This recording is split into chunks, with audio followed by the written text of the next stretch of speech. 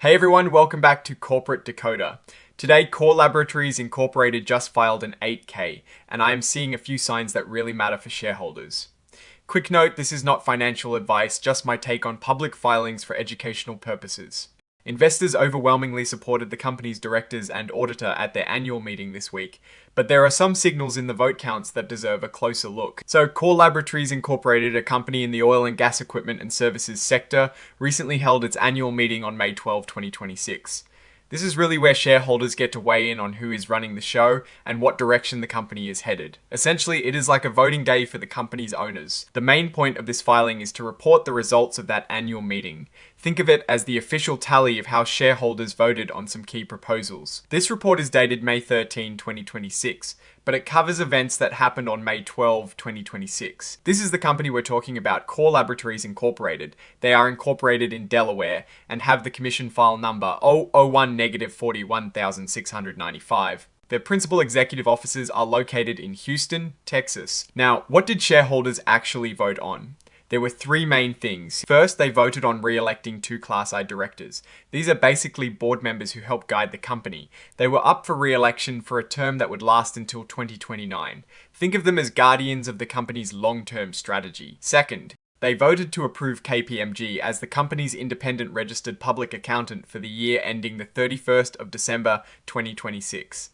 This means KPMG will be auditing the company's financial books to make sure everything is accurate and above board. It is a really important vote of confidence in the company's financial transparency. Third, in an advisory vote, shareholders voted on the company's compensation philosophy and policies for their top executives. This is often called a say on pay vote.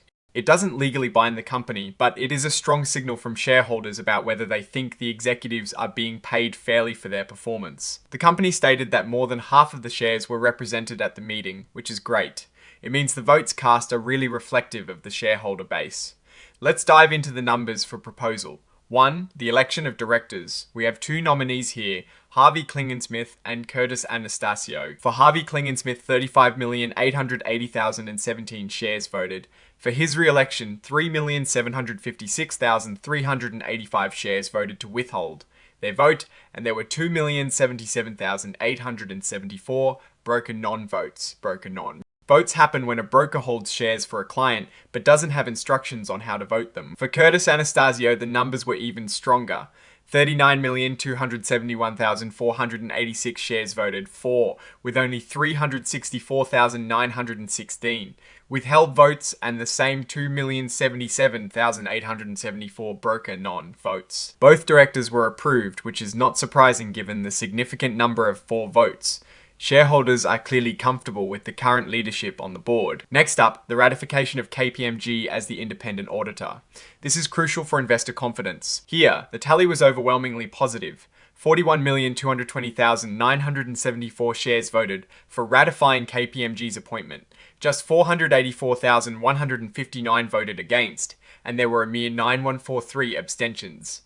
Importantly, there were no broker non. Votes reported for this proposal. This indicates a very strong consensus among shareholders that KPMG is the right choice for the company's auditing needs. Finally, Proposal 3, the advisory vote on executive compensation. This is where things can get interesting. We saw 38,265,683 votes for approving the compensation.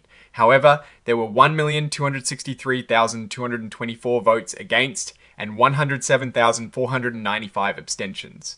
On top of that, we have the 2077874 broker non-votes. While the majority still voted in favour, the number of against votes is quite significant compared to the other proposals. It is not a landslide approval. Roughly 1.26 million shares were against the pay packages. This suggests that at least some shareholders have concerns about how the named executive officers are being compensated. It is a warning sign that the board should pay attention to. Think of it like this: if this were a class, more than 10% of the students didn't agree with the professor's grading policy. Earlier news headlines mentioned that Core Laboratories Incorporated reported first quarter 2026 results with a loss and a very tight earnings. Purse hair forecast for the second quarter. This context makes the shareholder vote on executive pay even more relevant. When a company is facing financial headwinds, Shareholders tend to scrutinize executive compensation more closely. Looking at the top institutional holders, Ariel Investments LLC holds a substantial 29.6% of the company's shares. BlackRock Inc. holds 15.6%, and Disciplined Growth Investors Inc. holds 11.2%. These large investors likely cast significant votes, and their positions might represent their views on management's performance and pay.